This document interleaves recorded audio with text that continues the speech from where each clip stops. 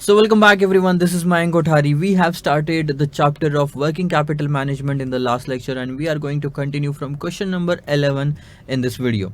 अभी तक हमने क्या क्या देख लिया है ये सारा अभी पहले रिवाइज कर लेते हैं, उसके बाद में क्वेश्चन नंबर 11 पे चलते हैं. We started with this chapter of management of working capital. इसके अंदर में 6 यूनिट है. सबसे पहला यूनिट हमने शुरू किया था introduction to working capital management. उसके बाद में 5 यूनिट कुछ इस तरह से हैं: treasury and cash management, inventory management, receivables management, payables management और लास्ट में है आपका फाइनेंसिंग ऑफ वर्किंग कैपिटल. सबसे पहला यूनिट था sir introduction to working capital में सबसे पहले क्वेश्चन का हमने जवाब दिया था कि वर्किंग कैपिटल होता क्या है, उसका फॉर्मूला क्या होता है. Working capital is nothing but the current assets minus current liabilities. उसके बाद में मेंशन करो अलग अलग सिचुएशन जहाँ पे असेट को क्लासिफाई किया जाता है करंट असेट के रूप में और लाइबिलिटी को क्लासिफाई किया जाता है करंट लाइबिलिटी के रूप में. असेट हो या लाइबिलिटी हो, अगर उसको करंट कहलाना है तो 12 महीने के अंदर में उसका सेटल होना या रियलाइज होना या बेच देना ज़रूरी है. उसके बाद में उस चीज़ को हम कंज्यूम करने के लिए या ट्रेडिंग करने के लिए यूज़ कर रहे हैं, ये भी ज़रूरी है. तीसरा क्वेश्चन हमने देखा था कि सर ऐसे कौन सी कैटेगरीज है जो कि करंट असेट्स में आती है और कौन सी कैटेगरीज है जो कि करंट लाइबिलिटी में आती है. करंट असेट में आता है sir inventory, receivable, cash and cash equivalent और उसके बाद में प्रीपेड एक्सपेंसेस. लेकिन करंट लाइबिलिटी में आता है पेबल्स, यानी कि ट्रेड पेबल या क्रेडिटर बोलो आप, या और आउटस्टैंडिंग पेमेंट्स. सो आउटस्टैंडिंग में आता है वेजेस, सैलरी, ये सब अगर पेमेंट करना होगा तो वो expenses, electricity, rent and all that. उसके बाद चौथा क्वेश्चन था कि सर दो तरीके से वर्किंग कैपिटल को डिवाइड किया जा सकता है. एक तो वैल्यू के बेसिस पे, दूसरा था टाइम के बेसिस पे. वैल्यू के बेसिस पे आपके पास में दो था: gross working capital, net working capital. Time के बेसिस में आपके पास में परमानेंट वर्किंग कैपिटल और आपके पास में फ्लक्चुएटिंग वर्किंग कैपिटल है. अब हमने वैल्यू के बेसिस पे देखा था ग्रॉस वर्किंग कैपिटल यानी कि इन्वेस्टमेंट जो करंट असेट में किया गया है, और नेट वर्किंग कैपिटल यानी कि current assets minus current liability. Fluctuating और परमानेंट वर्किंग कैपिटल का मैंने आपको एग्जांपल बताया था कि जो साल भर हम नॉर्मली मेंटेन करके चलते हैं नॉर्मल बिजनेस के लिए, that is permanent working capital. But कभी अगर सीजन आ गया और एकदम से सेल्स बढ़ने वाला है, उसके लिए जो एक्स्ट्रा स्टॉक आप ला के रखते हो, that extra part is called as the fluctuating working capital. So 5-6 question हो गए थे. सातवां क्वेश्चन था कि सर व्हाट विल हैपन अगर कंपनी ने ऑप्टिमम कैश बैलेंस मेंटेन नहीं किया, ऑप्टिमम वर्किंग कैपिटल मेंटेन नहीं किया, यानी कि ज़्यादा मेंटेन किया या कम मेंटेन किया. ज़्यादा मेंटेन किया तो क्या होता है सर, आपका पैसा ब्लॉक हो जाता है, और पैसा ब्लॉक होने की वजह से आपका अननेसेसरी कॉस्ट ऑफ कैपिटल जो है वो बढ़ता है, मतलब खर्चा बढ़ जाता है, इंटरेस्ट ज़्यादा देना पड़ेगा क्योंकि आपने वर्किंग कैपिटल में ज़्यादा पैसा रखा है. तो ये थोड़ा सा प्रॉब्लम होता है. और अगर आप कम वर्किंग कैपिटल रखते हो, बहुत ही कम अगर आपको वर्किंग कैपिटल, तो ऑब्वियसली बात है कि आपको उसमें फ़ायदा होता है क्योंकि आप कॉस्ट तो बचा लेते हो. लेकिन नुकसान ये है कि सर कभी भी स्टॉक आउट हो सकता है. वर्किंग कैपिटल कम है यानी कि स्टॉक कम है, स्टॉक कम है तो आपको शायद सेल्स पे इम्पैक्ट पड़े और सेल्स कम हो. आठवां क्वेश्चन था कि ऐसे कौन से एसेंशियल होते हैं जो कि वर्किंग कैपिटल, मतलब क्यों वर्किंग कैपिटल शॉर्ट टर्म में और लॉन्ग टर्म में मेंटेन करना ज़रूरी होता है. शॉर्ट टर्म में मैंने अभी तक जो बताया वो सब शॉर्ट टर्म ही था. लॉन्ग टर्म वर्किंग कैपिटल क्या है sir? Long term working capital यानी कहीं आप एक्सपांशन करने वाले हो 6-7 महीने बाद में, तो सिर्फ फिक्स एसेट्स कितना इन्वेस्ट होने वाला ये मत देखो, उसमें बाद में लगने वाला वर्किंग कैपिटल भी जो इंक्रीज होने वाला है वो भी आप देखो. 9th वाला पोर्शन था कि सर ऐसे कौन से डिफरेंट इंडिकेटर्स है जो कि वर्किंग कैपिटल को रिप्रेजेंट करते हैं. तो सबसे पहला करंट रेशो मैंने बताया था जिसका रेशो 2 होना चाहिए. क्विक एसेट रेशो बताया था जिसका इंडस्ट्री स्टैंडर्ड है 1. उसके बाद हमने देखा था last question, mention the different functions with which working capital management is primarily concern. Working capital को मैनेज करने में कुछ दो अहम मुद्दे होते हैं. सबसे पहला होता है सर ऑप्टिमम लेवल मेंटेन करके रखना. दूसरा मुद्दा होता है कि सर वर्किंग कैपिटल को फाइनेंसिंग करवाना. 11वां क्वेश्चन ध्यान दो अब. पानी. पानी अत्यंत आवश्यक है.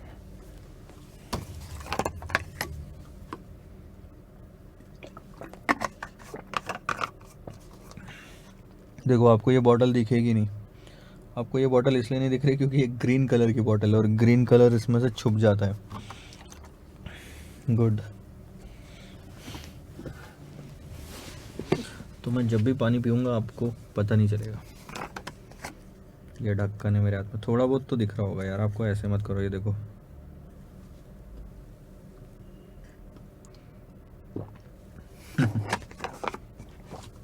कॉमेडी हो जाती है कभी कभी ज़िंदगी में. Briefly explain the entire exercise of working capital management. ये क्वेश्चन का ऐसा उतना कोई रिलेवेंस है नहीं, इसमें कुछ नया मिलने वाला नहीं है। पूरा रिलेवेंस क्या है, एक्सरसाइज क्या होती है वर्किंग कैपिटल मैनेजमेंट में? दो तरह की एक्सरसाइज होती है। पहली, पता लगाना कि कितने पैसों की जरूरत है। दूसरा, कि वो पैसा आएगा कहां से, ये पता लगाना। For maintaining adequate working capital, finance manager needs to plan and compute the working capital requirement. ठीक है। उसके अगले लाइन में लिखा है कि सर कुछ स्टैटिस्टिकल टेक्निक्स आपको अपनानी पड़ेगी, फाइनेंशियल तरीके अपनाने पड़ेंगे, जिससे ये सब पता लगेगा कि कितना पैसा ज़रूरी है।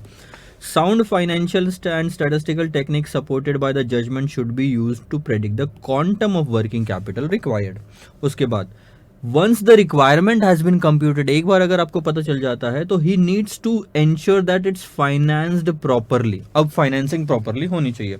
सो this entire exercise is called as the working capital management. Question exam में नहीं आएगा, बस समझाने के लिए आपके सिलेबस में कवर था तो हमने कवर करवाया। मतलब क्या है, वर्किंग कैपिटल मैनेजमेंट में दो चीज़ें होगी। एक, पता लगाना कि सर वर्किंग कैपिटल की कितनी रिक्वायरमेंट है आपको, 2 लाख, 10 लाख, 15 लाख। एक बार पता लगा लिया तो उसके बाद ये पता लगाना कि ये 15 लाख रुपए आएंगे कहाँ से, फाइनेंसिंग कहाँ से होगी। तो इसका जो पहला पार्ट है ना कि पता लगाना, ये हम कई सारे क्वेश्चंस में देखने वाले हैं। मतलब हम पता लगाएंगे कि वर्किंग कैपिटल कितना रिक्वायर्ड है। ये डिपेंड करता है क्वेश्चन पे, जो हम आगे देखेंगे जब एक बार का सारा ये थ्योरी वाला पार्ट खत्म हो जाता है ना तब। तो यहाँ सिर्फ दो चीज़ कि रिक्वायरमेंट कितनी है और इसकी फाइनेंसिंग कैसे होगी। ठीक है।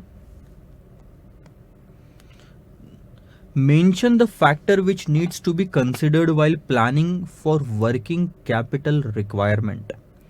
वर्किंग कैपिटल की रिक्वायरमेंट कितनी है, जो पुराने क्वेश्चन में 2 पार्ट थे उसका पहला पार्ट था ना, वो वर्किंग कैपिटल की कितनी रिक्वायरमेंट है ये पता लगाना। Mention the factor which needs to be considered while planning for working capital requirement. इस पता लगाने की प्रोसेस में क्या क्या फैक्टर्स को ध्यान में रखना है। What are the different components or determinants of working capital? Briefly explain them. ध्यान दो, वर्किंग कैपिटल की रिक्वायरमेंट में आप किस तरह से पता लगाओगे, मतलब क्या क्या चीज़ें ध्यान में रखोगे, ये आपको अभी पढ़ना ज़रूरी है क्योंकि यही आपको क्वेश्चंस के टाइम पे काम आने वाला है। पहली चीज, the following factors needs to be considered while planning for working capital requirement. आपके बिजनेस को, सर आपके व्यवसाय को, बिजनेस को, धंधे को कितने पैसों की जरूरत है, ये नीचे दिए गए फैक्टर से हमको समझ में आएगा। पहला फैक्टर है कैश। आइडेंटिफाई करो कि कैश बैलेंस कितना होना चाहिए, हमारी कंपनी में किसी भी समय कैश बैलेंस कितना होना चाहिए। Cash includes bank also. तो ये पता लगाना इसलिए जरूरी है, कभी भी पैसों की जरूरत पड़ सकती है। Identify the cash balance which allows for the business to meet day to day expenses but reduces cash holding cost. इतना पैसा हमेशा अपने जेब में रखो कि आपके दैनंदिन खर्चों को संभाला जा सके, पूर्ण किया जा सके। जब आप घर से निकलते हैं तो घर में भी मम्मी पापा बोलते हैं, कभी घूमने निकलते तो मम्मी पापा बोलते हैं थोड़े से पैसे रख ले कैश। क्यों? कभी भी ज़रूरत पड़ सकती है। क्यों? रास्ते में गाड़ी पंचर हो गई तो पैसों की ज़रूरत, रास्ते में भूख लग गई तो पैसों की ज़रूरत, पुलिस ने पकड़ा पैसों की ज़रूरत, ऐसे टाइम पे पैसों की ज़रूरत पड़ती। घूमने निकलोगे तो कहीं आपको अननेसेसरी अनएक्सपेक्टेड खर्चा उठाना पड़ गया तो पैसों की ज़रूरत। तो कुछ हिस्सा कैश का रखना पड़ता है। वैसे ही बिजनेस में भी, बिजनेस के डे टू डे एक्सपेंसेस को पूर्ण करने के लिए, कंप्लीट करने के लिए, इनकर करने के लिए आपको कुछ हिस्सा कैश का रखना पड़ता है। And cash is a part of working capital. दूसरा बात करते हैं इन्वेंट्री का। जब आप वर्किंग कैपिटल की रिक्वायरमेंट का पता लगाओगे, जब हम क्वेश्चंस आगे देखेंगे तो उसमें एक चीज़ आएगी इन्वेंट्री।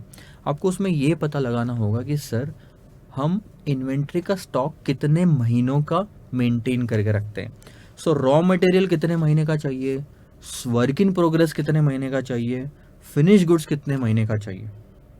साल भर में, ध्यान देना, साल भर में अगर मैं 12 लाख रुपए का रॉ मटेरियल कंज्यूम करता हूं, प्रोडक्शन में जाता है, और 1 महीने का मेरे को रॉ मटेरियल का स्टॉक में रखना है, तो कितना अमाउंट रॉ मटेरियल का स्टॉक में आएगा? सर 12 महीने का 12 लाख रुपए, यानी 1 महीने का 1 लाख रुपए। और आप अगर 1 महीने का स्टॉक मेंटेन करना चाहते हो तो 1 महीने इंटू 1 महीने का स्टॉक 1 लाख रुपए, 2 महीने हैं तो 2 लाख हो जाएंगे। तो ये हो गया आपका इन्वेंट्री। पता लगाना कि कितनी इन्वेंट्री मेंटेन करनी है। सो इन्वेंट्री में आपको 2 लाख रुपए लगेंगे अगर 2 महीने का रॉ मटेरियल आपको मेंटेन करना है तो। ध्यान देना क्या है लिखा हुआ, identify the level of inventory जो अलाउ करती है फॉर अनइंटरप्टेड प्रोडक्शन। ये इंपॉर्टेंट है। इतनी इन्वेंट्री मेंटेन करके रखो कि कभी भी आपकी मशीनें स्टॉक आउट की वजह से बंद ना पड़े। आपने पैसे बचाने के लिए इन्वेंट्री कम रखी, रॉ मटेरियल अगर कम रखी और पता चला कि आपको स्टॉक आउट हो गया और मशीनें बंद पड़ गई, क्योंकि मशीनें तो तब चलेगी जब उसके अंदर कुछ डालोगे। पेपर बनाने के लिए बैम्बू लगता है, कपड़े बनाने के लिए फैब्रिक लगता है, ठीक है। तो कई सारी चीज़ें हैं ऐसी जिसमें रॉ मटेरियल ज़रूरी है। तो आपकी अगर ये मशीन बंद पड़ गई तो कितना नुकसान होगा ये मैं आपको बताता हूँ। आपने 4 पैसे वहाँ बचाए रॉ मटेरियल कम लाके, लेकिन अब नुकसान कितना उठा रहे हो। मशीनें बंद पड़ी तो एक डेप्रिसिएशन अननेसेसरी जा रहा, मशीन पुरानी होती जा रही, वहाँ का रेंट जा रहा है, वहाँ पे जो लोग आपने काम पे रखे थे उनकी सैलरी और वेजेस जा रही है अननेसेसरी। वो खाली बैठे हैं, उनको काम करने के लिए काम नहीं है। इतना सारा खर्चा में आपका कुछ भी प्रोडक्शन नहीं निकल रहा क्योंकि रॉ मटेरियल ही नहीं है डालने को। सो अनइंटरप्टेड प्रोडक्शन रुकना नहीं चाहिए। साल भर इतना स्टॉक रॉ मटेरियल का हमेशा रहना चाहिए। But reduces the investment in raw material and hence increases cash flow. एकदम ज़्यादा भी रॉ मटेरियल मत रखो क्योंकि पैसा लगता है रॉ मटेरियल खरीदने के लिए। For this techniques like just in time and economic order quantity are used। एक कॉमा डाल देना for this के बाद। इसके लिए just in time technique use की जाती है। ये JIT टेक्निक आपको कॉस्टिंग वाले सब्जेक्ट में सीखने मिलेगा। इकोनॉमिक ऑर्डर क्वांटिटी हम FM में ही सीखेंगे आगे। रिसीवेबल्स की बात करते हैं सर। एक बार आपने माल बेच दिया, तो माल जनरली क्रेडिट में बेचते हो। तो बहुत सारे बिजनेस ऐसे होते हैं जिसमें क्रेडिट में माल बेचा जाता है। सो CA की प्रैक्टिस ही ले लो। पहले पूरी साल भर सर्विस दी जाती है और उसके बाद में, सर्विस देने के बाद में सर आपको बिल रेज करना पड़ता है तो पैसे मिलते हैं। अब रिसीवेबल डेटर्स क्रिएट होते हैं ऐसे, जब आपने सर्विसेज दे दिया, माल बेच दिया और पैसे आने के हो। अब इसमें वर्किंग कैपिटल मैनेजमेंट की क्या बात आती है, ध्यान देना। आइडेंटिफाई करना कि आपकी कंपनी की क्रेडिट पॉलिसी क्या होनी चाहिए जो एप्रोप्रिएट हो। मतलब आपकी कंपनी ने जब भी माल बेचा तो क्या बोल के माल बेचा, 60 दिन में पैसे दे देना, 30 दिन में पैसे दे देना, ये क्रेडिट पॉलिसी है। इतने दिन के अंदर अगर आप पेमेंट कर देते हो तो माल आप बेचोगे। सो जब भी आप क्रेडिट पॉलिसी फ्रेम करते हो तो आपको एक एप्रोप्रिएट रखनी पड़ती है। क्यों? कम रखोगे ना, आप बोलोगे सर 2 दिन के अंदर पेमेंट करता है तो मैं माल बेचूंगा। इससे क्या होता है ना कि कस्टमर कम आएंगे आपके पास में, क्योंकि कस्टमर कभी भी चाहेगा कि मेरे को टाइम मिले पेमेंट करने का, और 2 दिन के अंदर में पेमेंट करने वाला यानी बहुत सारा अमाउंट लगता है। अब ऐसे केस में अगर कस्टमर के पास में पैसे ही नहीं, कस्टमर सोच रहा है यार माल मिलेगा, मैं बेचूंगा महीने भर में, उससे पैसा आएगा तो मैं तेरे को दूंगा। तू बोल रहा माल तो ले ले लेकिन 2 दिन के अंदर में पेमेंट कर दे, मैं कहाँ से लाऊं पैसा, ऐसा आ जाता है। तो कस्टमर कम हो जाते हैं ऐसे केस में। कस्टमर उसके पास जाता है जो क्रेडिट पॉलिसी बहुत लिबरल रखता है, यानी कि अगर आपने माल बेचा और बोला आराम से पैसा देना 60 दिन में, 61 दिन में पैसा देते बैठना, ऐसा अगर बोल के आपने भेजा तो 60 दिन काफ़ी ज़्यादा होता है सामने वाले के लिए, और इस केस में आपके कस्टमर्स बढ़ते हैं, लेकिन 60 दिन का आपका इंटरेस्ट भी चला जाता है। सो एक ऑप्टिमम रिसीवेबल की क्रेडिट पॉलिसी, डेटर्स की क्रेडिट पॉलिसी मेंटेन करना ज़रूरी है। सो 30 दिन एक ऐसा है जिसमें आप थोड़ा सा इंटरेस्ट का भी नुकसान होता है और कस्टमर भी नहीं जाता। तो ये चीज़ फॉलो करना is very important. Identify the appropriate credit policy, credit terms which will attract customers, such that any impact on cash flows and the cash conversion cycle will be offset by increased revenue and hence return on capital. जितनी ज़्यादा credit term, जितनी कम आपकी credit policy रहेगी, मतलब आपने बोला कि 2 दिन में ही पेमेंट करना है, उससे रेवेन्यू कम होता है, सेल्स कम होता है। लेकिन जितना लिबरल आपकी क्रेडिट पॉलिसी होगी ना, उससे सेल्स भी बढ़ेगा। सो दोनों चीज़ के फ़ायदे और नुकसान है। आगे शॉर्ट टर्म फाइनेंसिंग ऑप्शन एक चौथी चीज़ है। Inventory is ideally financed by credit granted by the supplier dependent on the cash conversion cycle. So अब आपको इसमें क्या देखने की ज़रूरत है, क्रेडिटर्स जो होते हैं ना, जिनसे आप रॉ मटेरियल लेके आते हो, आप भी यही चाहोगे कि यार रॉ मटेरियल मैं उससे लेके आऊँ जो मेरे को सबसे ज़्यादा क्रेडिट पीरियड अलाउ करता है। यानी माल आज ले लिया और पेमेंट 90 दिन बाद करना है, माल आज ले लिया और पेमेंट 30 दिन बाद करना है, same amount, same price, same quality, same quantity. किससे लोगे आप पैसा? आप इससे पैसा लोगे जो 90 दिन का क्रेडिट पीरियड दे रहा है। आप इससे माल लोगे जो 90 दिन का क्रेडिट पीरियड दे रहा है, आप उससे नहीं लोगे जो आपको 30 दिन का क्रेडिट पीरियड दे रहा है। आप बोलोगे यार ठीक है, माल लेने के बाद में 90 दिन मिलते हैं इसको पैसा देने के लिए, यहाँ पे माल लेने के बाद में 30 दिन में पेमेंट करना है। सो ये चीज़ आती है यहाँ पे, शॉर्ट टर्म फाइनेंसिंग ऑप्शन। एक तरह से आप फ्री में माल उठा के लाते हो 90 दिन के लिए।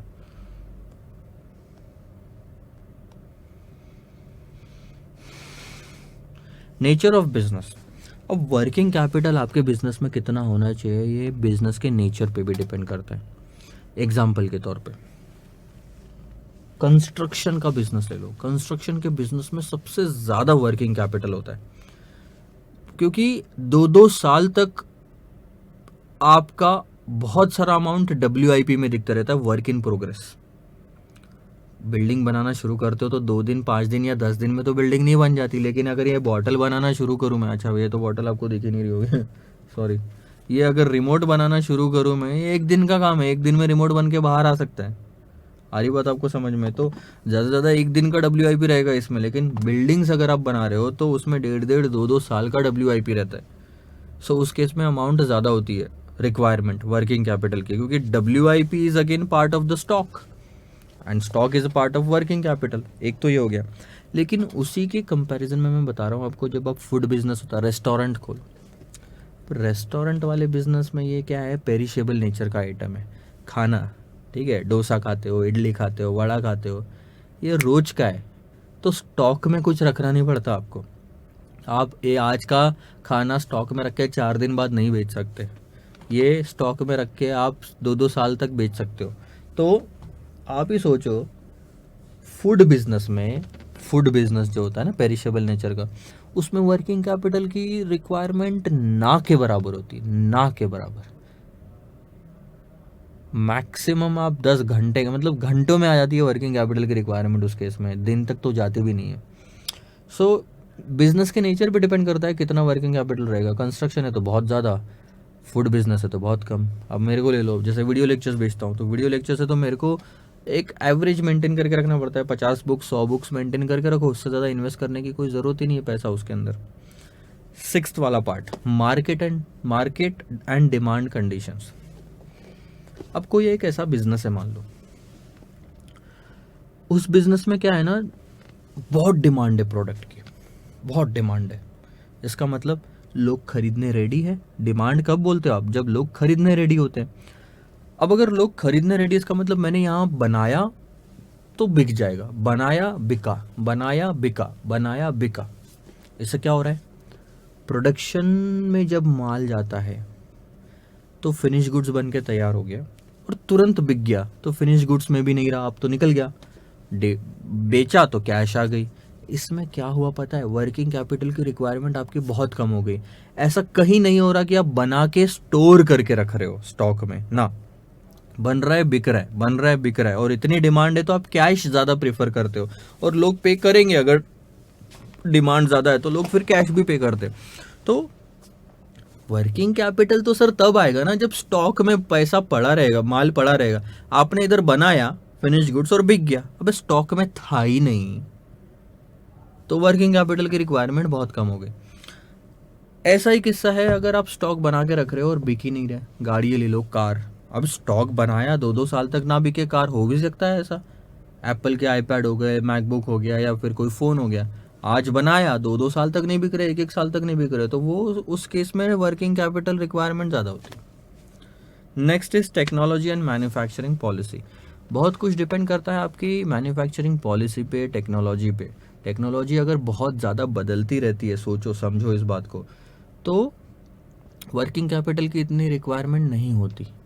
लेकिन अगर कहीं ऐसा ज़माना आया कि एक फ़ोन आज मैंने बनाया, एक नया इन्वेंशन, और अगले 10 साल तक ये फ़ोन बिकना गारंटीड है और कोई टेक्नोलॉजी आएगी नहीं, यानी कि कोई टेक्नोलॉजी नहीं आ रही 10 साल में, तो मैं क्या करूँगा, 10 साल का प्रोडक्शन आज ही करके रख दूंगा, पूरा का पूरा स्टॉक में पड़ा 10 साल का माल।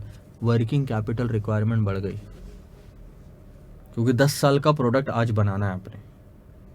लेकिन अगर हर 6 महीने में नई टेक्नोलॉजी आती है, नए लोग आके नया कुछ इन्वेंशन करते, तो सोचो आप क्या इतना बना के रखोगे WIP में या फिर फिनिश गुड्स में? नहीं बना के रखोगे आप, क्योंकि आपको मालूम है 6 महीने बाद साला कोई नहीं खरीदेगा इस फ़ोन को, टेक्नोलॉजी आउटडेटेड हो जाएगी, तो मैं इतना ज़्यादा स्टॉक में क्यों रखूँ? तो यहाँ पे वर्किंग कैपिटल की रिक्वायरमेंट बहुत कम होती है। फिर ऑपरेटिंग एफिशिएंसी, आप कितना इफ़िशिएंटली वेस्ट वगैरह जो है, मतलब प्रोड्यूस कर रहे हैं गुड्स को, कितना इफिशिएंटली प्रोड्यूस कर रहे हैं, इस पे डिपेंड करता है। एग्जांपल के तौर पे वेस्ट वगैरह नहीं हो रहा, अब दोनों लोगों के बीच में कोऑर्डिनेशन प्रॉपर है, जब रॉ मटेरियल की ज़रूरत थी तो तुरंत रॉ मटेरियल मंगवाया गया, एकदम डीले नहीं हो रहा, सरकारी काम नहीं हो रहे। कई बार होता है कि किसी का अप्रूवल पेंडिंग था, इसलिए सारी मशीनें पेंडिंग है, आज मशीन नहीं चलाई गई, क्यों? क्योंकि सर ने हमको हाँ नहीं बोला। तो ये कोऑर्डिनेशन नहीं होने की वजह से, प्रॉपर टाइमिंग और एफिशिएंसी नहीं होने की वजह से कहीं ज़्यादा नुकसान हो सकता है। प्राइस लेवल चेंजेस, देखो मैं बुक्स प्रिंट कराता हूँ, वीडियो लेक्चर्स बेचता हूँ ना, तो बुक्स प्रिंट कराता हूँ, मेरे लिए बुक्स स्टॉक का काम करती है, तो वर्किंग कैपिटल में मेरे बुक्स आती है, पेन ड्राइव आता है। अब पेन ड्राइव क्या होता था, मैं 100 पेन ड्राइव स्टॉक में रखता हूँ, 100 पेन ड्राइव स्टॉक में रखता हूँ, एक पेन ड्राइव की कीमत है 2,500 रुपये, तो 100 पेन ड्राइव की कीमत होगी 25,000 रुपये, ठीक है। अब इसका मतलब मेरा कितना पैसा स्टॉक में पेंडिंग पड़ा हुआ है, 25,000 रुपये का। अब वर्किंग कैपिटल की रिक्वायरमेंट कब बढ़ती है, मैं बताऊं आपको, जब आपकी पेन ड्राइव की प्राइस बढ़ जाएगी। अब 250 रुपये की पेन ड्राइव आ रही थी, अचानक से पूरे मार्केट में शॉर्टेज हुआ, तो पेन ड्राइव की कीमत 300 रुपये हो गई। क्योंकि पेन ड्राइव की कीमत 300 रुपये हो गई, मेरे को अभी भी 100 ही क्वांटिटी चाहिए, पहले भी 100 ही क्वांटिटी चाहिए थी, मेरी क्वांटिटी की रिक्वायरमेंट नहीं बढ़ी, लेकिन प्राइस मार्केट में बढ़ गए। तो 300 इंटू 100 करोगे तो 30,000, यानी कि आपको एक्स्ट्रा 5,000 रुपये करंट असेट्स में दिखने लग जाएंगे, यानी कि वर्किंग कैपिटल 25,000 से हो गया आपका 30,000, बढ़ गया ना वर्किंग कैपिटल। जबकि आपकी तो सिचुएशन सेम चल रही है, पहले भी 100 ही क्वांटिटी लग रही थी, अभी भी 100 ही क्वांटिटी लग रही है। सो प्राइस लेवल में चेंजेस होते हैं तो वर्किंग कैपिटल की रिक्वायरमेंट बदलती है। So this is all about कि क्या क्या कंडीशंस और फैक्टर्स होते हैं। हमने देखा cash, inventory, receivable, short term financing options, nature of the business, market and demand conditions, technology and manufacturing policy, operating efficiency and price level changes. अभी आओ छोटे छोटे क्वेश्चंस देखते हैं, देख दो। मैनेजमेंट, वर्किंग कैपिटल के मैनेजमेंट में 3 ई इन्वॉल्व है। पहला पहला है आपका इकोनॉमी, दूसरा इफिशिएंसी एंड तीसरा इफेक्टिवनेस। इकोनॉमी का मतलब क्या होता है, पानी पी लूं?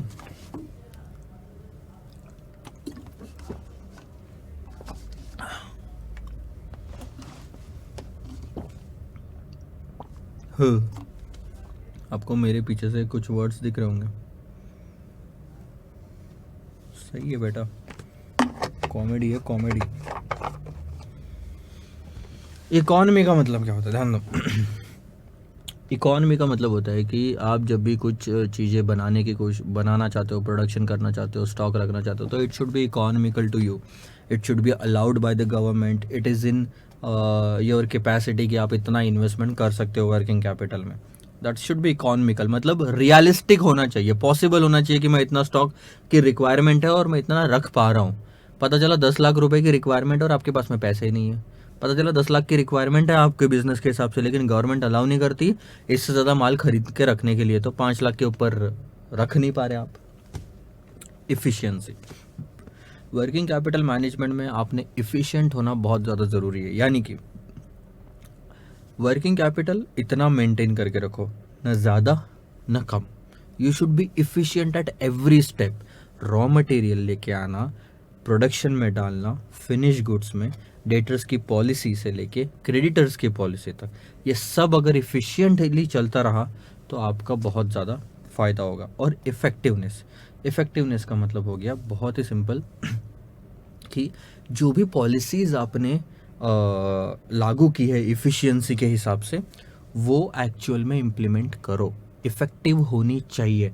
अगर आपकी पॉलिसी फेल हो गई तो आपकी ये जो वर्किंग कैपिटल मैनेजमेंट की जो भी प्रोसेस है वो इफ़ेक्टिव नहीं कहलाएगी, मतलब फ़ायदेमंद नहीं कहलाएगी। सो फ़ायदेमंद होना चाहिए पूरे बिजनेस को, पॉसिबल होना चाहिए। Next is how can we group the scope of working capital management के स्कोप को दो हिस्सों में ग्रुप किया जा सकता है। एक तो प्रॉफिटेबिलिटी एंड लिक्विडिटी और दूसरा था इन्वेस्टमेंट एंड फाइनेंसिंग डिसीजन। इसमें सबसे ज़्यादा इंपॉर्टेंट है प्रॉफिटेबिलिटी एंड लिक्विडिटी, जो हम अभी आगे देखेंगे। सो इसीलिए वो क्वेश्चन छोटा सा वहीं पे छोड़ दिया गया, क्योंकि आगे वाले क्वेश्चन में यही चीज़ इंक्लूडेड है, प्रॉफिटेबिलिटी एंड लिक्विडिटी। सो ध्यान देंगे, दो तरीके से आप वर्किंग कैपिटल को ग्रुप कर सकते हैं। एक प्रॉफिटेबिलिटी एंड लिक्विडिटी, दूसरा है इन्वेस्टमेंट एंड फाइनेंसिंग डिसीजन। सो एक काम करो, 2 मिनट का मैं ब्रेक लेता हूँ और उसके बाद में क्वेश्चन नंबर 15 से हम शुरू करते हैं।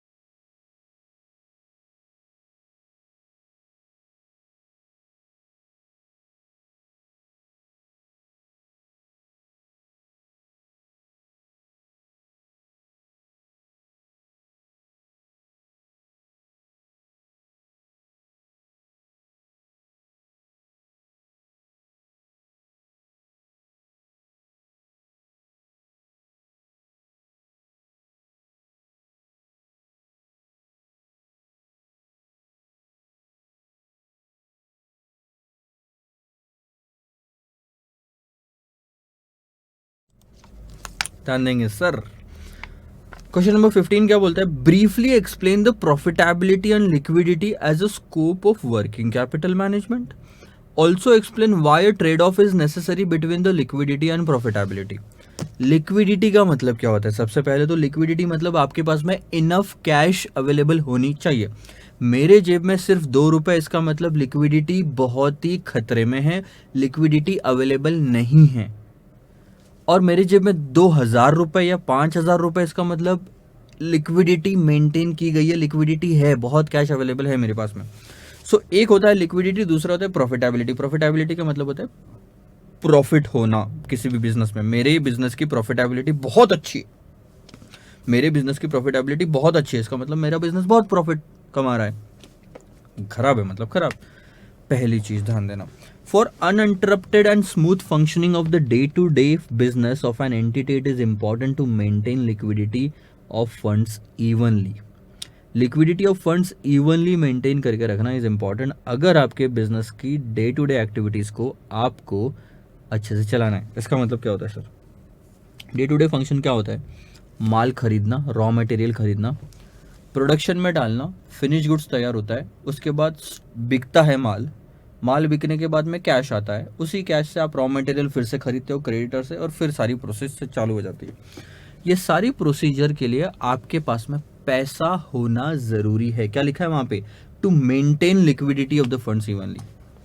जब आप रॉ मटेरियल खरीदते हो सबसे पहले तो पैसा देना पड़ेगा आपको क्रेडिटर्स को, वहाँ पैसे की ज़रूरत। उसके बाद जब आप रॉ मटेरियल को प्रोडक्शन में डालते हो माल बनाने के लिए, तो जो बना रहा है उसको सैलरी देना ज़रूरी है। आई बात आपको समझ में? और उसके बाद में जब आप गुड्स बेच रहे हो, वो सैलरी के लिए पैसे लगे, वेजेस के लिए पैसे लगे। जब गुड्स डेटर्स को बेचा तो उससे जल्द से जल्द पैसा रिकवर करना इज ऑल्सो इम्पॉर्टेंट। तो यहाँ पे भी कैश आ गई।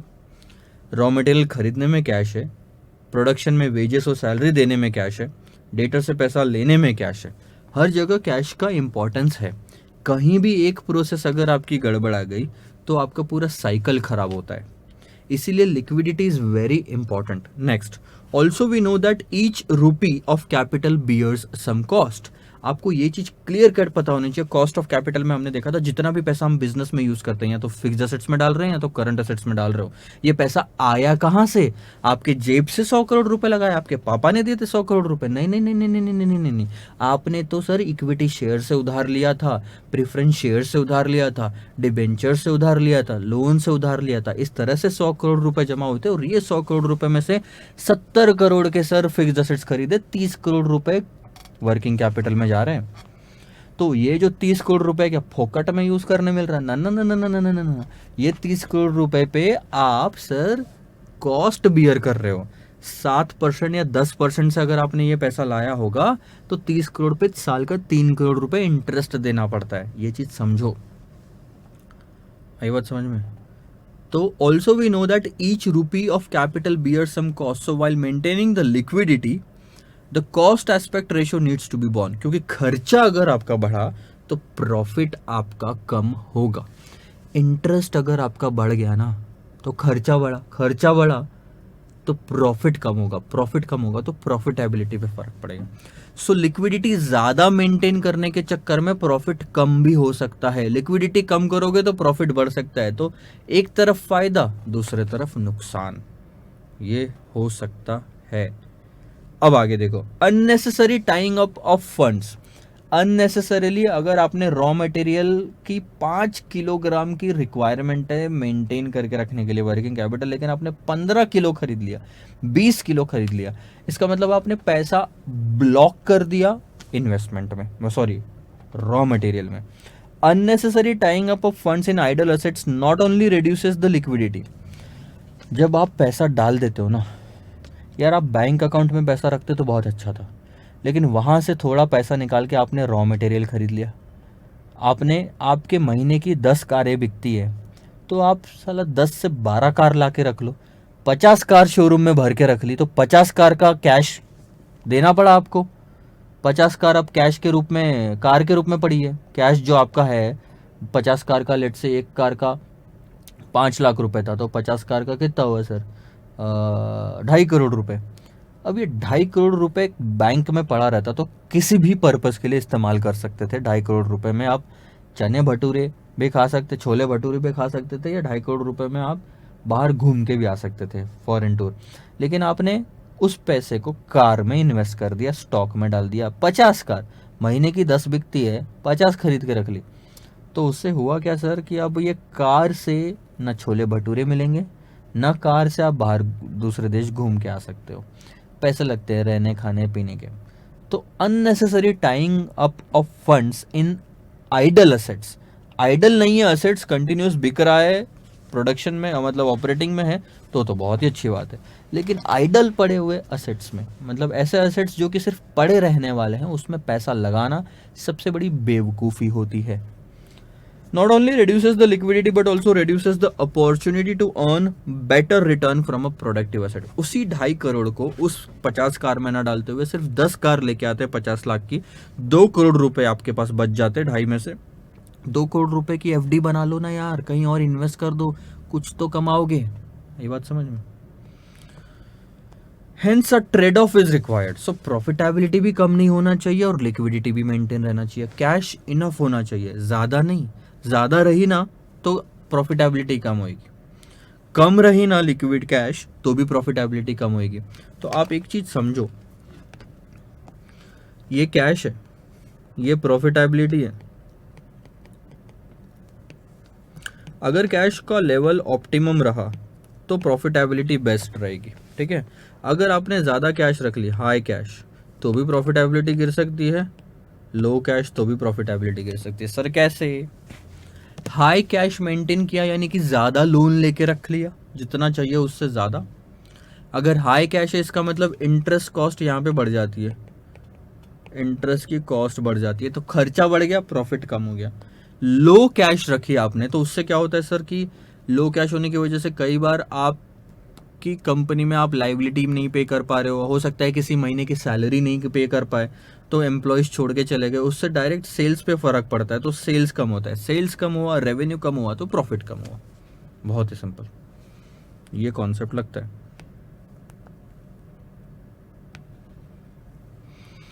Hence, a trade-off is required between the liquidity and profitability, which increases the profitability without disturbing the day-to-day function. This requires 3 E's, ये हमने देख चुके हैं। सबसे पहले इकोनॉमी इन फाइनेंसिंग, मतलब आप जहाँ से भी फाइनेंसिंग करवा रहे हो वो इकोनॉमिकल होनी चाहिए। 10% 12% रिटर्न इकोनॉमिकल है, लेकिन अगर कोई 25% की कॉस्ट पे आप पैसा उधार लेके आते हो तो बहुत ही बेकार डिसीजन है।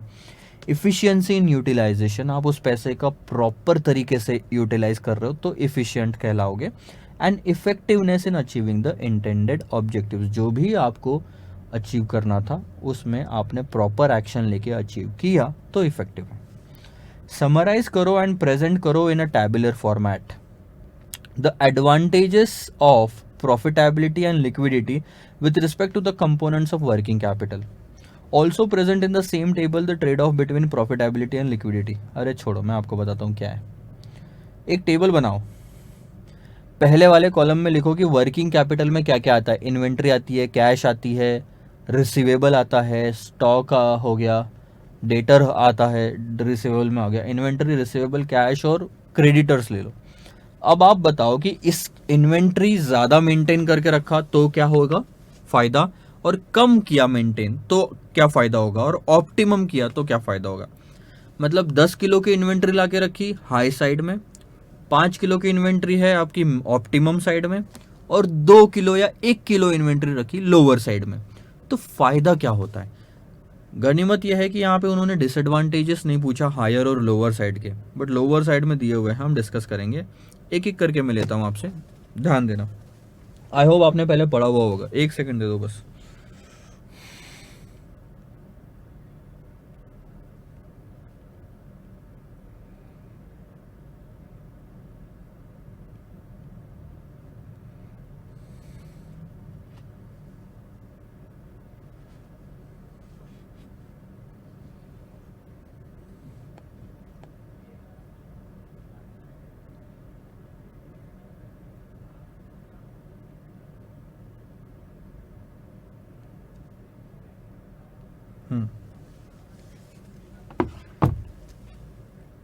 वर्किंग कैपिटल के कंपोनेंट्स देखो। इन्वेंट्री, अब कैसे पढ़ना है ध्यान देना। इन्वेंट्री के फायदे क्या है, हायर साइड में रखा तो प्रॉफिटेबिलिटी में क्या फ़ायदा। अगर आपने इन्वेंट्री बहुत ज़्यादा रखी, सोचो इन्वेंट्री अगर आपके पास में भर भर के इन्वेंट्री है, इसका मतलब कभी भी आप आउट ऑफ स्टॉक नहीं होगा। सो फ्यूअर स्टॉक आउट्स, यानी कि कभी भी अमेज़ॉन जैसी वेबसाइट पे आउट ऑफ स्टॉक देखने को नहीं मिलेगा अगर उनके पास में बहुत सारी इन्वेंट्री रखी है। कोई भी हो, वन प्लस का मोबाइल ले लो या फिर ऐसा ले लो, अगर बहुत ज़्यादा है इन्वेंट्री में तो आउट ऑफ स्टॉक नहीं होगा। और आउट ऑफ स्टॉक अगर नहीं हुआ इसका मतलब सेल्स बढ़ेगा। आउट ऑफ स्टॉक हो गया तो आपको क्या पता चलेगा, 10 कस्टमर आपकी वेबसाइट पे आके चले भी गए होंगे, 50,000 का एक मोबाइल, 5 लाख रुपए का रेवेन्यू का नुकसान हो गया। क्यों? क्योंकि मेरे पास बेचने के लिए माल नहीं है। सोचो डोसा खाने जा रहे हो और वहाँ पे वो बोलता है कि यार अवेलेबल नहीं है, डोसा ख़त्म हो गया, कितने कस्टमर जा रहे हो उसके। अगर स्टॉक में हो तो कस्टमर जाने से बच जाता है, दैट इज प्रॉफिटेबिलिटी। बट अगर लोअर साइड में रखा तो उसके फायदे क्या? इन्वेंट्री अगर कम रही आपके बिजनेस में तो फायदे बताओ। नुकसान तो है, देखो, ज़्यादा रखने का भी नुकसान है, आइडल आपने बेमतलब उसमें इन्वेस्टमेंट करके रख दिया। कम रखने का नुकसान है कि भैया स्टॉक आउट हो सकता है, कम रखोगे तो स्टॉक आउट होगा, स्टॉक आउट होगा तो नुकसान होगा। लेकिन फ़ायदा क्या है कम रखने का? कम रखने का फ़ायदा है सर कि आपका अननेसेसरी कैश ब्लॉक नहीं होता।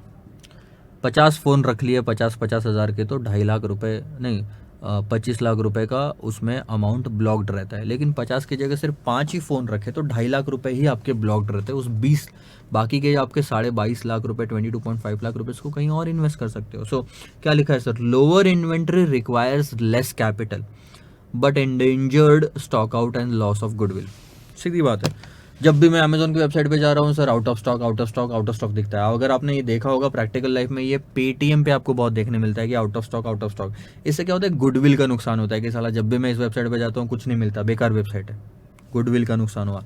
दूसरा, सेल्स में आपका इम्पैक्ट पड़ता है। तो मैं तो हमेशा जाके फिर अमेजोन से खरीदता हूँ। पेटीएम से मेरे को एक माइंड में थोड़े टाइम बाद बैठ जाता है कि यार यहाँ जब भी जाऊँगा आउट ऑफ स्टॉक ही मिलेगा, तो ये एक नुकसान है। फ़ायदा ये है कि आपको कम कैपिटल इन्वेस्ट करके रखना पड़ता है। सो पेटीएम ने हो सकता है उन्हीं मोबाइल फ़ोन में सिर्फ 2.5 लाख का इन्वेस्टमेंट किया हो, जबकि अमेजोन ने हो सकता है कि सर उसमें 25 लाख का इन्वेस्टमेंट किया हो।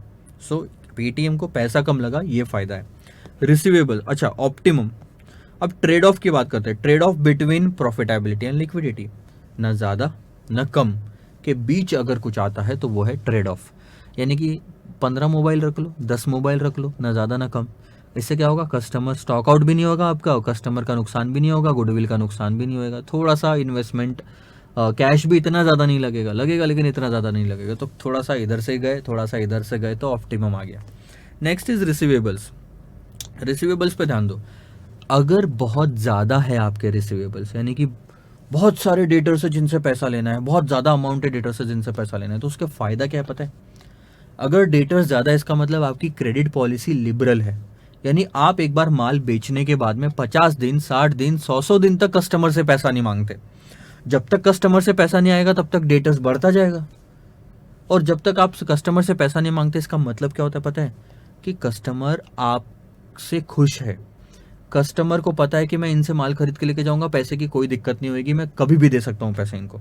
तो इससे आपका रेवेन्यू बढ़ता है, कस्टमर बढ़ते हैं, नंबर ऑफ ऑर्डर्स बढ़ते हैं। Same, higher credit period attract customers and increases revenue. Higher credit period से कस्टमर्स अट्रैक्ट होते हैं और उससे आपका रेवेन्यू बढ़ता है। लेकिन अगर आपने रिसीवेबल लो रखे, इसका मतलब आज माल बेचा, 2 दिन में पैसा मांगने लग जाते हो, आज माल बेचा 2 दिन में पैसा मांगने लग जाते हो, तो कस्टमर में रिसीवेबल्स में ज़्यादा अमाउंट रहता ही नहीं है। इससे क्या होता है? कस्टमर नाराज़ होता है। कस्टमर नाराज़ होता है तो कस्टमर को पता होता है साला अगर यहाँ से कुछ खरीदना है इसका मतलब मेरे को पैसे देना पड़ेगा।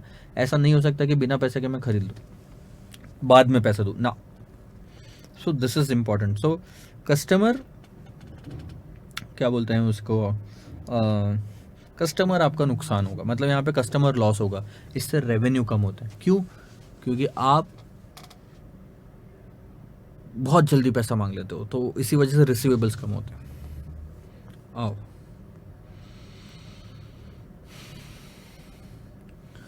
Pre payment of expenses. Prepaid expenses होते हैं।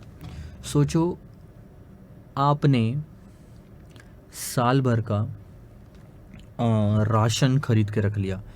आलू ले लो, आलू अगर आप साल भर का एक साथ जनरली हम 1-2 हफ्ते का खरीद के रखते हैं, बाकी 2 हफ्ते बाद में या महीने भर बाद में मम्मी पापा या फिर कोई घर का नौकर अगर कोई और होता है जो लेके आता है। मेरे यहाँ पे मम्मी पापा लेके आते हैं, किसी के यहाँ पे खुद आप लेके आते होंगे, किसी के यहाँ पे नौकर जाकर रखे होंगे, जैसे जिसकी श्रद्धा रहती है। तो उसमें क्या होता है, महीने भर का लेके आके रख देते हैं हम, ठीक है। हमने रख दिया महीने भर का आलू वगैरह लाके। लेकिन अगर आपने साल भर का आलू लाके रख लिया तो फ़ायदा क्या है ये बताओ। आलू मतलब आलू भी मतलब, क्योंकि आलू थोड़ा सा दिक्कत वाली बात है। साल भर का गेहूं लाके रख लिया जो पेरिशेबल नेचर का नहीं है, तो उससे फ़ायदा क्या है पता है? एक चीज़ फ़ायदा बताता हूँ कि 6 महीने बाद गेहूं खरीदने अगर जाते तो हो सकता है रेट बढ़ जाते, लेकिन अब आपके पास में इतना है इन्वेंट्री, प्रीपेड आपने पहले से ही प्रीपेड कर दिया ना, पहले से ही पेमेंट करके रख दिया, तो अगर मार्केट में रेट बढ़ा तो भी आपको ज़्यादा पेमेंट करने की ज़रूरत नहीं, क्योंकि साल भर तक तो आपका आराम से चल जाएगा। वही आपने सिर्फ 2 महीने का ही खरीदा होता, उसके बाद 2 महीने बाद वापस खरीदने जाना पड़ता, और तब अगर रेट बढ़ चुके होते तो आपको ज़्यादा पैसे देने पड़ते। सो reduces uncertainty and profitability in inflationary environment। अगर एनवायरमेंट इन्फ्लेशनरी है, इस तरह का मेरा एनवायरनमेंट है कि मेरे यहाँ पे रेट्स बढ़ते जाते हैं, इन्फ्लेशन काफ़ी ज़्यादा है, तो ऐसे टाइम पे प्रीपेड एक्सपेंसेस हायर साइड में होना बहुत ही अच्छी बात है, क्योंकि आपने ऑलरेडी पेमेंट करके रख दिया। अब इन्फ्लेशन से कितना भी रेट बढ़े कोई फ़र्क नहीं पड़ता। आई बात समझ में? एग्जाम्पल के तौर पे आपके 10 दोस्तों ने आज वीडियो लेक्चर्स खरीद लिए, 10,000 रुपये का एक वीडियो लेक्चर था, टोटल मिला के 1,00,000 रुपये हो गया, आज ही खरीद लिए। अब उसमें से 4 दोस्तों को 6 महीने बाद चाहिए था, लेकिन खरीद आज लिया, और 6 महीने बाद अगर गलती से मैंने रेट 12,000 कर दिए होते तो सोचो उन 4 दोस्तों को 12,000 रुपये पे करने पड़ते। बट क्योंकि उन्होंने पहले ही पेमेंट कर दिया और डिलीवरी 6 महीने बाद ही मांगी, तो मैंने 6 महीने बाद ही देना है, तो उनको सिर्फ 10,000 में पड़ा। This is what the meaning is. But अगर आपका प्रीपेड एक्सपेंसेस बहुत कम है तो उसका फ़ायदा ये होता है कि कैश ब्लॉक नहीं होता उसके अंदर में। आपको 6 महीने पहले पेमेंट करने की ज़रूरत नहीं, उस 6 महीने के लिए आप पैसा कहीं और इस्तेमाल करो, 6 महीने बाद आपको लेक्चर्स चाहिए तो 6 महीने बाद खरीदो। कैश एंड कैश इक्विवेलेंट की बात करते हैं। बहुत ज़्यादा कैश है आपकी कंपनी में, बहुत ज़्यादा कैश पड़ी हुई है आपकी कंपनी में, तो फ़ायदा क्या है ये बताओ। नुकसान नहीं सर, फ़ायदा। बहुत ज़्यादा कैश है तो क्या होगा, कभी भी रॉ मटेरियल खरीदना होगा हमारे पास में पैसे अवेलेबल है, कभी भी सैलरी बढ़ा के देना होगा, एक्स्ट्रा सैलरी देना होगा, एडवांस सैलरी देना होगा तो हमारे पास में पैसा है, कभी भी रॉ मटेरियल खरीदना होगा तो हमारे पास में पैसा है, क्रेडिटर्स को पे करना होगा तो हमारे पास में पैसा है। यानी हम सेफ साइड चल रहे हैं, हमारे पास में इनफ पैसा है हर खर्चे को इनकर करने के लिए। लेकिन अगर कैश कम है आपके पास में, अगर आप कैश कम रखो तो उसका फ़ायदा क्या है कि देखो, जो मैंने हायर साइड बताया, लेट से आपने 50 लाख रुपए की कैश रख ली, कोई दिक्कत नहीं जाएगी आपको आपके ऑपरेशन में। 50 लाख में से आप हर जगह जब भी रिक्वायरमेंट होगी आप पैसा यूज कर पाओगे। दिस इज फायदा हायर कैश का। लेकिन लोअर कैश अगर होती, 5 लाख रुपए की कैश रखी, तो इसका फायदा क्या है कि बाकी के 45 लाख रुपीज आप कहीं और इन्वेस्ट करके fix deposit, share market, mutual fund, interest, dividend, ऐसी कमाई कमा सकते हो, मतलब कमाई प्राप्त कर सकते हो। लो कैश रखने का ये फायदा है। नुकसान क्या है? कैश कम होने की वजह से हो सकता है रॉ मटेरियल खरीदने के टाइम पे दिक्कत जाए, सैलरी पेमेंट करने के टाइम पे दिक्कत जाए, और ऐसे कई सारी प्रॉब्लम्स। लास्टली बात करते हैं सर पेबल्स एंड एक्सपेंसेस की। जो क्रेडिटर्स होते हैं, अभी मैंने इससे माल खरीद के लाया, बहुत ज़्यादा क्रेडिटर है मेरे, सॉरी ठीक है, इसका मतलब क्या है, ज़्यादा क्रेडिटर मतलब ज़्यादा लाइबिलिटी। मैंने इससे 5 लाख का माल खरीदा, कैश में पेमेंट नहीं किया, अभी तक पेमेंट किया ही नहीं, फिर 5 लाख का खरीदा, फिर 5, फिर 5, फिर 5, ऐसे करके 50 लाख के क्रेडिटर हो गए।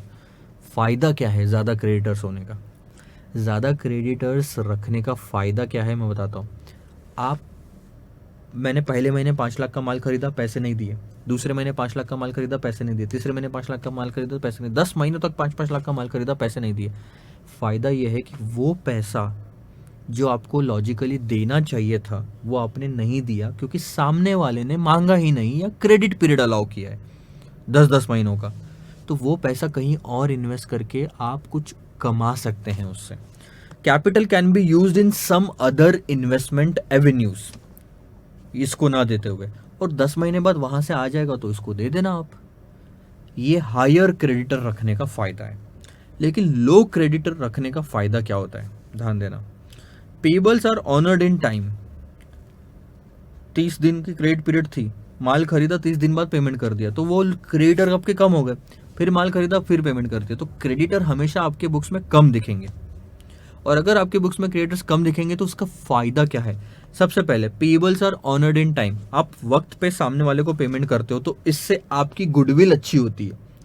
सामने वाले बंदे को पता चल जाता है कि भैया अगर ये माल खरीद के लेके जाता है तो टाइम पे पेमेंट करता है, तो अगली बार भी माल देने से ये झिझकेगा नहीं, मेरे को माल मिल जाता है। अब मैंने 5 लाख का माल खरीदा, मैंने पेमेंट किया 1 महीने के अंदर में, 5 लाख का माल खरीदा पेमेंट किया, अगले महीने 10 लाख का माल खरीदा 1 महीने के अंदर में पेमेंट किया। मैं हर बार सामने वाले को टाइम पे पेमेंट करता हूँ, तो 10 महीनों बाद अगर मेरे को 50 लाख का माल चाहिए होगा तो भी वो बंदा मुझे देगा। क्यों? क्योंकि उसको पता चल गया कि मैं पेमेंट करता हूँ टाइम पे। तो इस केस में क्रेडिटर्स मेरे कम होते लेकिन मेरी गुडविल बढ़ जाती है। पहले वाले केस में क्या हो रहा, साला मैं माल खरीदे जा रहा हूँ खरीदे जा रहा हूँ खरीदे जा रहा हूँ लेकिन सामने वाले को पेमेंट नहीं कर रहा, तो अब 10 महीने बाद अगर मैं उसको 50 लाख का माल मांगने जाऊँ तो वो मुझे नहीं देगा। क्यों? वो बोलेगा अबे तू पहले पुराने पेमेंट्स तो कर। वो उसके मन में बैठेगा कि ये तो माल लेके जाता है, पैसा देता ही नहीं है। ये चीज़ आती है।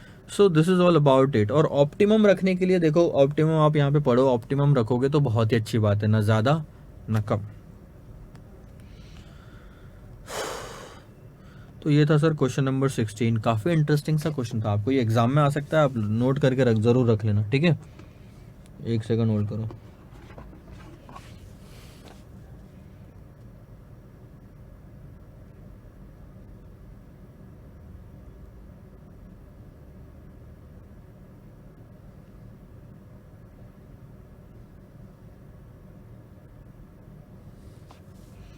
How will a company decide how much amount is required to be invested in current assets as working capital? कैसे पता चलेगा वर्किंग कैपिटल में के करंट असेट्स में कितना पैसा जमा करके रखना है, इन्वेस्ट करना है?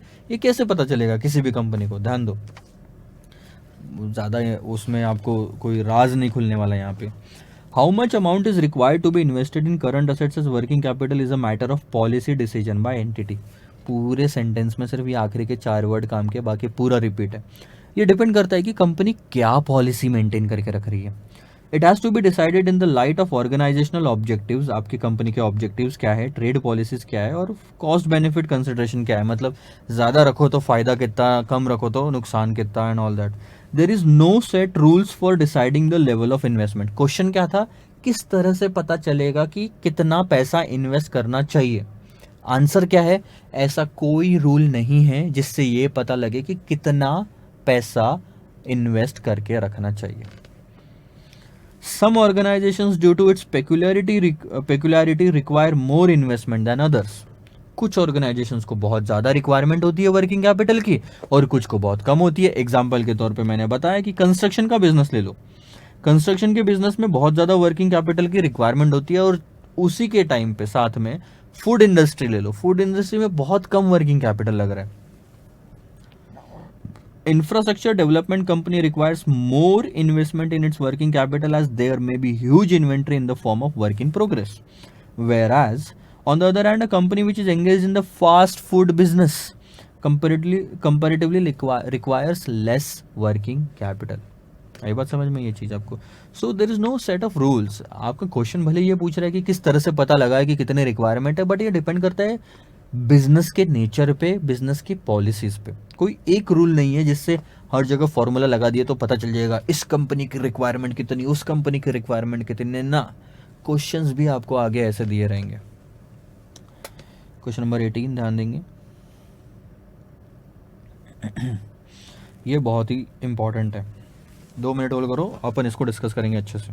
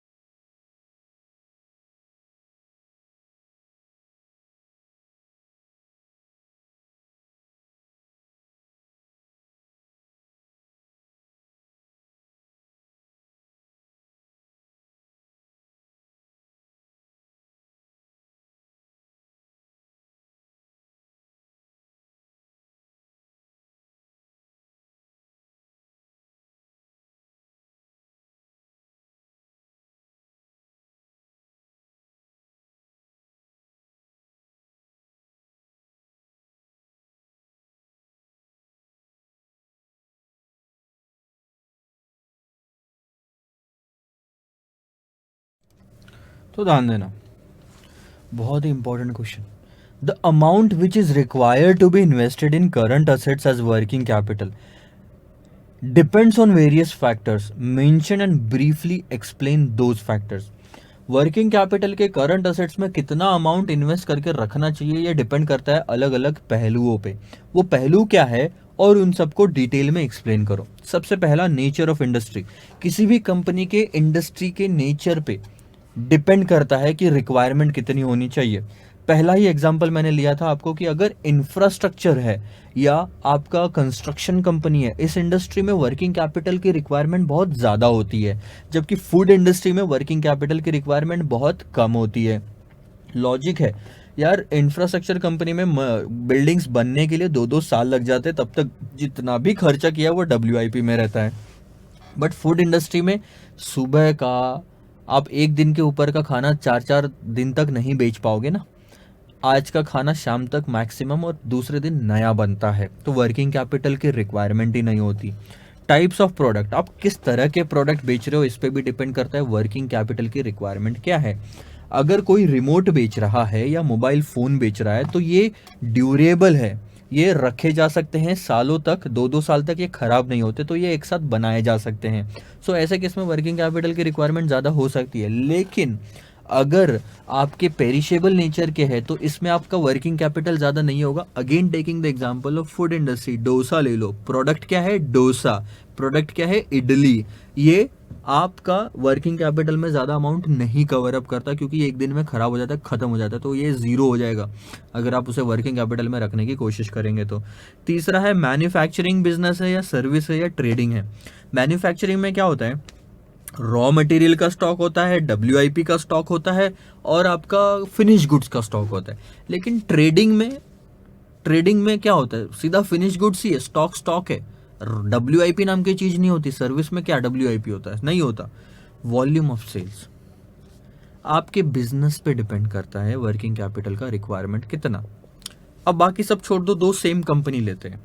मान लो मैं हूँ मयंक कोठारी जो वीडियो लेक्चर्स भेजता है इंटर FM इको के, और दूसरे एक टीचर है सो एंड सो, ये भी वीडियो लेक्चर्स भेजते हैं।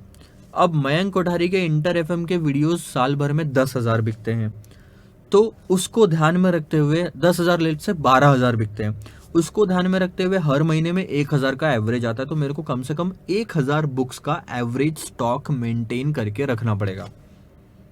लेकिन साथ ही साथ अगर दूसरे हम FM के टीचर ले, कोई भी सो एंड सो, और उनका अगर लेट्स से एग्जांपल 6,000 बिकता है साल भर में, यानी कि ऑन एन एवरेज महीने का 500 बुक्स, 500 वीडियो लेक्चर्स बिकते, तो 500 बुक्स हो गई, तो उनको उनकी वर्किंग कैपिटल की रिक्वायरमेंट 500 की हो गई, मेरी 1,000 थी। दोनों same nature, same product, everything is same, but volume of sales अलग है। क्योंकि सेल्स अलग है इसलिए वर्किंग कैपिटल की रिक्वायरमेंट अलग है। उसके बाद डिपेंड करता है क्रेडिट पॉलिसी। तो क्रेडिट पॉलिसी यानी कि मान लो सब कुछ सेम है, ठीक है, सब कुछ सेम है। अगर मैंने वीडियो लेक्चर्स भी छोड़ दो, अभी अपन दूसरा बिजनेस लेते हैं, क्योंकि वीडियो इसमें क्रेडिट का काम नहीं आता। वीडियो लेक्चर्स में आप पहले पैसा देते हो, फिर हम आपको क्लासेस देते हैं, तो इसमें डेटर्स क्रिएट ही नहीं होते। डेटर्स कहाँ क्रिएट होते हैं मैं बताता हूँ आपको। प्रैक्टिस ले लो, प्रैक्टिस भी मत लो, चलो नॉर्मल ट्रेडिंग बिजनेस ले लो। क्या होता है, किराना शॉप है जहाँ से आप बिस्किट, चाय पत्ती, ब्रेड, बटर सब लेके आते हो, अपने घर के पास में ही शॉप है। अब उनसे इतने अच्छे रिलेशन हैं, आप वहाँ से माल खरीदते हो महीने भर का और महीने के एंड में पेमेंट करते हो, ठीक है। साथ ही साथ उनके बाजू में एक दुकान है, उनसे भी अच्छे रिलेशन है, लेकिन वो कहते हैं कि यार आप जितना भी माल खरीदो 10 दिन का माल खरीदने के बाद पेमेंट मुझे खरीद कर दो। यानी वो 10 दिन की क्रेडिट देते हैं हमें, और ये बंदा 30 दिन की क्रेडिट देता है। अब सोचो, सब कुछ सेम बेचा जा रहा है, ठीक है, वॉल्यूम ऑफ सेल्स भी सेम ले लो, लेकिन दिक्कत क्या है, उन्होंने भी 5 लाख का माल बेचा, इन्होंने भी 5 लाख का माल बेचा, लेकिन इनके 5 लाख का माल जो है ये 10 दिन में रिकवर हो जाएगा, तो उसके बाद इनके रिसीवेबल्स नहीं दिखेंगे, तो वर्किंग कैपिटल कम हो गया। इनका 5 लाख का माल 30 दिन तक डेटर्स में दिखते रहेगा, क्योंकि 30 दिन तक पैसा नहीं आएगा इनको, इन्होंने क्रेडिट पॉलिसी ज्यादा रखी। क्योंकि जितनी ज़्यादा क्रेडिट पॉलिसी रखोगे, टर्म रखोगे, उतना ज़्यादा डेटर्स में बैलेंस दिखेगा और उतना ज़्यादा वर्किंग कैपिटल का रिक्वायरमेंट बढ़ जाएगा। तो क्रेडिट पॉलिसी पे भी डिपेंड करता है। सेकंड लास्ट क्वेश्चन आज का, 20 क्वेश्चंस तक खत्म कर देंगे। सेकंड लास्ट क्वेश्चन देखो, वर्किंग कैपिटल के डिसीजन 3 कैटेगरी में कैटेगराइज किए जा सकते हैं based on the organisational policy and risk return trade off. Briefly explain करो इन सबको। सबसे पहले एग्रेसिव पॉलिसी, दूसरी होती है कंजर्वेटिव पॉलिसी और तीसरी होती है moderate policy. Working capital aggressive क्या होता है, मतलब वर्किंग कैपिटल में अग्रेसिव पॉलिसी फॉलो करना यानी बहुत ज़्यादा रिस्क लेना, और इसका मतलब होता है कम से कम वर्किंग कैपिटल मेंटेन करके रखना। जब आपके पास में बेचने के लिए मेरे पास में अगर सिर्फ 5 बुक्स रख रहा हूं स्टॉक में, इसका मतलब मैं ज़्यादा रिस्क उठा रहा हूं, इसका मतलब मैं अग्रेसिव हूं। ठीक है, अग्रेसिव रिस्क उठाना, कम स्टॉक रखना। अब इस केस में क्या होता है ना, फायदा क्या है, aggressive working capital policy follow करना, इसका मतलब कम स्टॉक रखना, कम वर्किंग कैपिटल रखना। कंजर्वेटिव, इसका मतलब मैं बहुत ही कंजर्वेटिव हूं अपने जीवन में, मतलब मैं रिस्क नहीं लेता। इसका मतलब अगर लग रहा है मेरे को तो मैं पहले से ही स्टॉक में बना के रख लूंगा। कभी ऐसा रिस्क नहीं होना चाहिए कि भैया बच्चा आ रहा है, मांग रहा है वीडियो लेक्चर्स और भेजने के लिए, आउट ऑफ स्टॉक बता रहे हैं हम उसको। कंजर्वेटिव यानी कि सेफ साइड चलना, रिस्क नहीं लेना। अग्रेसिव यानी कि रिस्क लेना। रिस्क लेना यानी कम स्टॉक मेंटेन करना, रिस्क नहीं लेना यानी कि ज़्यादा स्टॉक मेंटेन करना, ज़्यादा वर्किंग कैपिटल। तो आप सोचो, अग्रेसिव का मतलब मैंने क्या बोला, कम वर्किंग कैपिटल, लिख के रखना यहाँ पे। Here the investment in working capital is minimum. जितना कम हो सकता है वर्किंग कैपिटल यहाँ पे कम होता है। उससे होता क्या है, लेट्स से आपके यहाँ पे स्टॉक्स ही नहीं है, 5 बुक्स पड़ी है, तो कम से कम कैपिटल होने की वजह से सेल्स में नुकसान होता है आपको। बच्चा आ रहा है, मांग रहा है कि मुझे एफएम के लेक्चर्स चाहिए और आप बोल रहे हो आउट ऑफ स्टॉक है, बच्चा कहीं और से खरीद लेगा। जब तक आप बोलोगे कि 15 दिन में बुक्स प्रिंट करा के हम भेज देंगे, ना ना ना, मुझे तो आज चाहिए, कहीं और से खरीद लेगा। तो यहाँ रिस्क है अग्रेसिव जाने का। फायदा यह है कि आपका बहुत ज़्यादा कैश ब्लॉक नहीं रहता बुक्स में। 5 बुक्स में कितना है यार, मेरे को 1000 2000 3000 रुपए मेरे को लगे होंगे, बस इन्वेस्ट करके रखा है। लेकिन कंजर्वेटिव अगर आप जाते हो, अगर आप कंजर्वेटिव जाते हो यानी कि आपने इनफ स्टॉक रखा है, 500 बुक्स का स्टॉक रखा है, अब 500 बुक्स के स्टॉक में आपको 2-3 लाख रुपए इन्वेस्ट करके रखने पड़ते हैं, तो कैश ब्लॉक हो गया, ये नुकसान है। वहाँ कैश ब्लॉक नहीं होता, वो फायदा था। जो फायदा था यहाँ नुकसान बन गया, और जहाँ जो वहाँ पे नुकसान था वो यहाँ फायदा बन गया कि कस्टमर मेंटेन रहता है, रेवेन्यू बढ़ता है, कस्टमर कहीं और नहीं जाता। बट ये दोनों बहुत ही ज़्यादा, मतलब एक फ़ायदा तो एक नुकसान, दूसरे में भी एक फ़ायदा तो एक नुकसान है। इसी के बीच की पॉलिसी आती है मॉडरेट।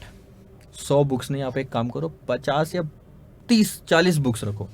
5 बुक्स भी मत रखो, 100 भी मत रखो। 5 बुक्स रखना अग्रेसिव पॉलिसी, 100 बुक्स रखना कंजर्वेटिव पॉलिसी, 30-40 बुक्स रखना मॉडरेट पॉलिसी होती है। तो इससे कस्टमर भी नहीं जाएगा और ज़्यादा पैसा भी इन्वेस्ट करके नहीं रखना पड़ेगा। Briefly explain the current asset to fixed asset ratio. क्या एक्सप्लेन करना है sir? Current asset to fixed asset ratio आप ये पढ़ लो, इसमें कुछ भी लिखा हुआ नहीं है, मतलब ये क्वेश्चन अननेसेसरीली यहाँ पे आया है। Current asset to fixed asset ratio आपको बताता है कि हर 1 रुपए के फिक्स्ड असेट्स के लिए आपने करंट असेट्स में कितना इन्वेस्टमेंट किया है। सो एग्जांपल के तौर पे मैं बताता हूँ, fixed assets, current assets, let's say current assets, fixed assets से 10 और करंट असेट्स से आपके 4, तो आप current assets to fixed assets का रेशो निकालोगे तो वो 0.4 आएगा। इसका मतलब हर 1 रुपए के फिक्स्ड असेट्स के इस्तेमाल के लिए 40 पैसे आपने वर्किंग करंट असेट्स में डाल के रखे हैं। इसका और ज़्यादा अच्छे से एक्सप्लेनेशन ना क्वेश्चन नंबर 21 में दिया है, और ये इसी पे बेस्ड है, ध्यान देना। ये भी कंप्लीट कर लेते हैं, फिर लेक्चर खत्म करेंगे। Explain how current asset to fixed asset ratio indicate करता है conservative current asset policy and aggressive current asset policy. जो हमने इसके पहले 2 क्वेश्चन देखे 19 और 20, उसका मिक्सचर है ये। आप ये बताओ कि किस तरह से ये जो current asset to fixed assets का रेशो होता है ना, current assets to fixed assets का रेशो, इससे कैसे पता चलता है कि हम conservative fixed asset policy follow कर रहे हैं या aggressive fixed asset policy follow कर रहे हैं? बहुत ही सिंपल, 2 एग्जांपल लेता हूँ और उसमें फिक्स्ड असेट्स में सेम रखता हूँ, 10 लाख 10 लाख का। एक जगह करंट असेट्स लेते हैं सर 2 लाख के, एक जगह करंट असेट्स लेते हैं सर 8 लाख के। अब निकालो current asset to fixed asset ratio. पहला किस्सा, दूसरा किस्सा। पहले किस्से में current assets to fixed asset ratio आएगा 20, 0.20, ठीक है। और दूसरे केस में आपका current assets to fixed assets ratio आएगा 0.80। आप बताओ पहले केस में क्या है, 1 रुपए के फिक्स्ड असेट्स के लिए 20 पैसे का वर्किंग करंट असेट्स है आपके पास में। करंट असेट्स में कम इन्वेस्टमेंट है, अग्रेसिव नेचर आपका, समझ में आ रहा है। दूसरे केस में हर 1 रुपए के फिक्स्ड असेट्स के इस्तेमाल के लिए 80 पैसे का करंट असेट्स है, यानी ऑलमोस्ट सेम अमाउंट आपने करंट असेट्स में इन्वेस्टमेंट किया है। ज़्यादा इन्वेस्टमेंट किया है तो वर्किंग कैपिटल ज़्यादा है, तो इसका मतलब आप कंजर्वेटिव हो। कम रेशियो अग्रेसिव, ज़्यादा ratio conservative. A higher current assets to fixed asset ratio indicate conservative and a lower current asset to fixed asset ratio indicate aggressive nature। ठीक है, बस यही मतलब है पूरे इसमें कहानी का। Question number 22 onwards. अब आपको धीरे धीरे क्या होगा मैं बताता हूँ। अब जो बाकी आपके 22 से 35 है इसमें फॉर्मूलेज आएंगे और एक्चुअल में हम क्वेश्चंस में क्या करने वाले हैं उससे रिलेटेड चीज़ें यहाँ पे दी रहेगी। अभी तक जो आपने देखा वो सारा बेसिक था। हो सकता है कई जगह पे आपको ये चीज़ें ना पढ़ाई जाए या ना समझ में आए, तो it's best to go through these basics. ये सब स्टडी मटेरियल में दिया हुआ है लेकिन बच्चे पढ़ते नहीं हैं। कई सारी क्लासेस में ये दिक्कत होती है कि आपको सीधा सीधा क्वेश्चंस वाली चीज़ों पे फोकस किया जाता है। तो जैसे अब चालू होने वाला है, ऑपरेटिंग साइकिल क्या होता है मालूम है, 10 क्वेश्चन दिए हैं ऑपरेटिंग साइकिल के उधर में, तो ऑपरेटिंग साइकिल का कॉन्सेप्ट पढ़ा दो। वहाँ पे अगर इसके 4 क्वेश्चन दिए तो ये कॉन्सेप्ट पढ़ा दो। बस जितने क्वेश्चन है उसके हिसाब से कॉन्सेप्ट पढ़ा देंगे, बाकी चीज़ें नहीं पढ़ाएंगे। सो ये पहला वाला किस्सा ले लो, current asset to fixed asset ratio, नहीं कोई काम का नहीं है। हो सकता है आगे एक भी क्वेश्चन हम ना देखें, सिलेबस में कवर्ड है। कहीं ना कहीं क्वेश्चंस में भी ये हेल्प करता है, डायरेक्टली निकालने नहीं बोलेगा लेकिन हेल्प करेगा। सो एक अंडरस्टैंडिंग होना ज़रूरी है आपको। This is very important to go through the theories first before solving the questions. This is what we have learned till now, question number 21 तक। अगले लेक्चर में क्वेश्चन नंबर 22 से शुरू करते हैं और देखते हैं हम कहाँ तक पहुँचते हैं। Conceptual clarity is very important. Please focus on each and every concept. Bye bye.